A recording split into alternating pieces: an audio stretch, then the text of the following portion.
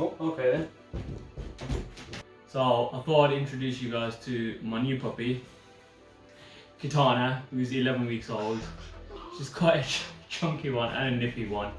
The plan with her is hopefully get her into KNPV or sort of dog sports trials. She's a Mali cross with a Mastiff, if you want to call it that. So she's quite a big girl. I mean, if you take a look at her, she is quite a big girl. Quite a chunky girl. But she's absolutely sound when it comes down to environmentals. I have desensitized her to a lot of stuff like vacuum, fireworks, etc. We've done a bit of bite work, a bit of puppy play, bite work, whatever you want to call it, but not much because she's a puppy and she's still teething. So we've just kept everything all fun, all positive reinforcement, no slip leads, nothing like that, just a flat collar.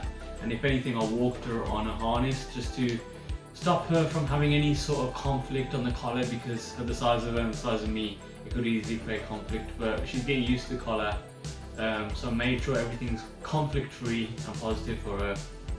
As you can tell, she's raring to just go. She is a nippy one.